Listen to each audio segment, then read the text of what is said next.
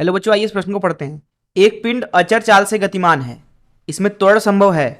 पहला ऑप्शन है ऋजुरेखीय गति में, दूसरा ऑप्शन है परवलयाकार गति में, तीसरा ऑप्शन है वृत्तीय गति में, चौथा ऑप्शन है कभी नहीं। आइए इस प्रश्न की मुख्य अवधारणा की चर्चा करें। मुख्य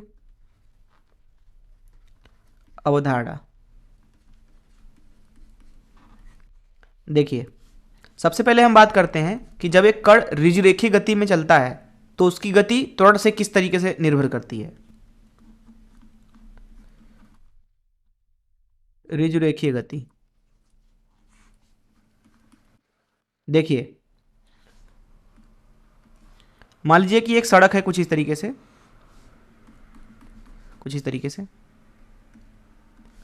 और वहां एक कार है मान लीजिए कुछ इस तरीके से, जो कि v गति से चल रही है।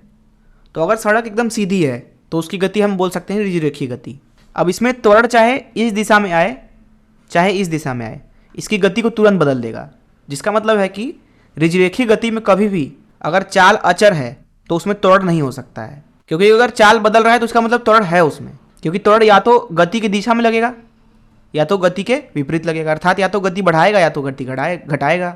तो यहाँ हम लिख सकते हैं कि अगर v जो है वो अचर है तो इसका मतलब है कि त्वरण जो होगा वो शून्य होगा। अथवा आप ये भी बोल सकते हैं कि अगर जो उसकी गति है वो चर है अर्थात बदल रही है तो त्वरण शून्य नहीं होगा। तो ये तो हो गया ऋजुरेखीय गति के बारे में। दूसरा समझते हैं अब हम परवलयाकार गति के बारे में। परवलयाकार गति, इसका सबसे अच्छा उदाहरण है प्रक्षेप गति। तो मान लीजिए एक वस्तु है, इसको हमने v गति से फेंका तो ये कुछ इस तरीके से परवलयाकार पथ का अनुसरण करता है। यहाँ पे अगर आप ध्यान से देखें तो जो वस्तु की गति है प्रारंभिक में तो ये v थी, लेकिन वो लगातार बदलती है। सबसे कम होती है अधिकतम बिंदु पर और सबसे ज़्यादा होती है जहाँ पे फेंका गया था, जहाँ से, और जहाँ पे जाके टकराएगा। और यहाँ पे गुरुत्वीय त्वरण नीचे की तरफ है, अर्थात परवलयाकार में गुरुत्वीय त्वरण होता है जो कि एक नियत त्वरण है। अर्थात परवलयाकार जो गति होती है उसमें वस्तु की जो गति है v वो क्या होती है, चर होती है, चर, क्योंकि जो उसमें त्वरण होता है वो शून्य नहीं होता है। अथवा आप ये भी बोल सकते हैं कि परवलयाकार में जो गति है उसकी प्रकृति इस तरीके से है कि उसमें त्वरण होता है और उसकी गति भी बदलती है। अब हम बात करते हैं वृत्तीय गति की। मान लीजिए एक वस्तु है जो कि इस वृत्त के परितः घूम रहा है।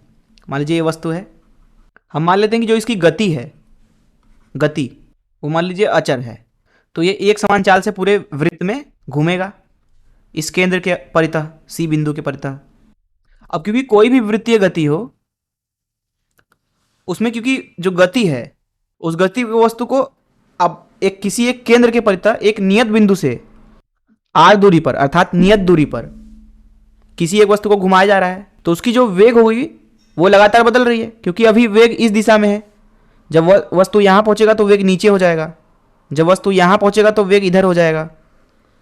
अर्थात यहाँ पे गति भले नहीं बदल रहा है लेकिन वेग बदल रहा है। अब क्योंकि वृत्तीय गति में हम समझते हैं दो प्रकार के त्वरण होते हैं, एक तो होता है स्पर्श रेखीय त्वरण at जो कि दरअसल वेग की दिशा में होता है, और एक होता है वेग के अभिलंबवत केंद्र की तरफ जिसको हम ac बोलते हैं।